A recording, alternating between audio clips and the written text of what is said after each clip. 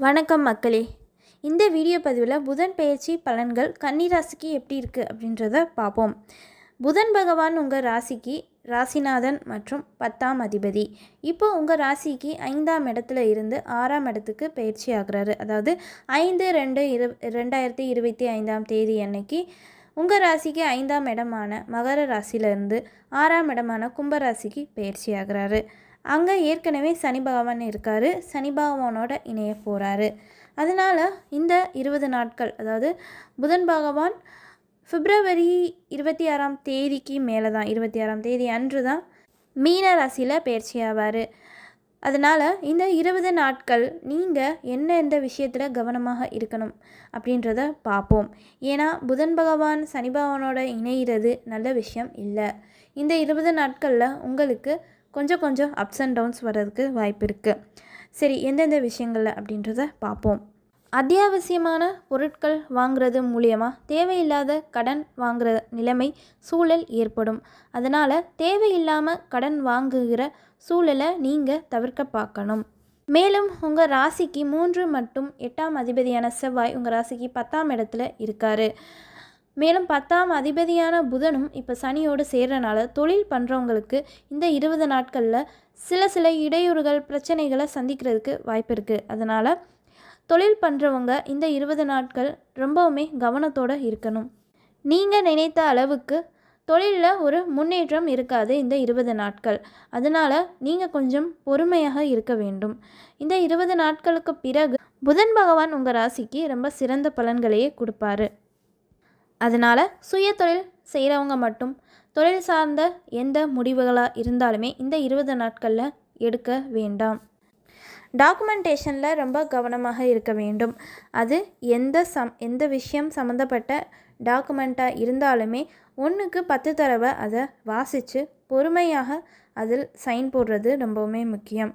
மேலும் ரெக்கார்ட்ஸ்னு சொல்லப்படுற படிப்பு விஷயம், educational certificate, Aadhaar card, PAN card, voter ID, இந்த மாதிரியான உங்களோட பர்சனல் ரெக்கார்ட்ஸ் தொலைஞ்சு போகிறதுக்கு வாய்ப்பு இருக்குது. அதனால் அதை எல்லாமே பத்திரப்படுத்தி வச்சுக்கோங்க.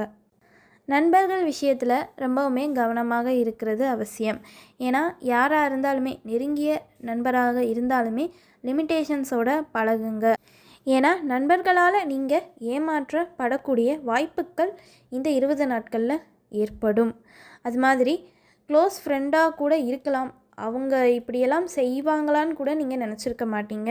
அப்படியெல்லாம் உங்களுக்கு தெரியாமல் செஞ்சு, உங்களுக்கு எதிரான விஷயங்களை உங்களுக்கு தெரியாமல் செஞ்சு உங்களுக்கு துரோகம் செய்கிறதுக்கு கூட வாய்ப்பு இருக்குது. அதனால் எந்த நண்பராக இருந்தாலுமே சரி, யாராக இருந்தாலுமே சரி, நண்பர்கள் விஷயத்தில் நீங்கள் இந்த 20 நாட்கள் நீங்கள் ரொம்பவுமே கவனத்துடனும் எச்சரிக்கையுடனும் இருக்கிறது அவசியம். மேலும் தாய்மாமன் அப்படின்னு சொல்லப்படுற உங்கள் அம்மாவுக்கு கூட பிறந்த அண்ணனோ இல்லை தம்பியாலேயோ, இல்லை உங்கள் உறவு எந்த மாமன் உறவாக இருந்தாலுமே சரி, அவர்களோட சில வாக்குவாதம், சண்டை, பிரச்சனை, இந்த மாதிரியான விஷயங்கள் நடக்கிறதுக்கு வாய்ப்பு இருக்குது. மேலும் தோல் சார்ந்த வியாதிகள் வர்றதுக்கு வாய்ப்பு இருக்குது. இஎன்டின்னு சொல்லப்படுற காது, மூக்கு, தொண்டை சம்மந்தப்பட்ட வியாதிகளும் வர்றதுக்கு வாய்ப்பு இருக்குது. மேலும் கணிதம் சம்மந்தப்பட்ட வேலை பார்க்குறவங்க, அக்கௌண்ட்ஸ் டிபார்ட்மெண்ட்டில் இருக்கிறவங்க, டியூஷன் சென்டர் வச்சு நடத்துகிறவங்க, பள்ளி கல்வித்துறையில் வேலை பார்க்குறவங்க, மேத்ஸ் டீச்சராக வேலை பார்க்குறவங்க, ஐடி ப்ரொஃபஷ்னல்ஸ், சிஸ்டமில் வேலை பார்க்குறவங்க, அதாவது சிஸ்டம் சார்ந்து எந்த வேலைகளாக இருந்தாலும் சரி அதில் வேலை பார்க்குறவங்க, எடிட்டிங் வேலை பண்ணுறவங்க, அதாவது தொகுப்பாளர், எடிட்டர், ஸ்டேஷ்னரி ஷாப் வச்சுக்கிறவங்க, மேலும் படிப்பு மற்றும் கல்வி சார்ந்த தொழிலில் இருக்கிறவங்க, இல்லை அந்த சம்மந்தப்பட்ட பொருட்களை வியாபாரம் பண்ணுறவங்க, அந்த துறை சார்ந்த எல்லா நபர்களுமே இந்த 20 நாட்கள் ரொம்பவுமே கவனத்தோடு இருக்கணும்.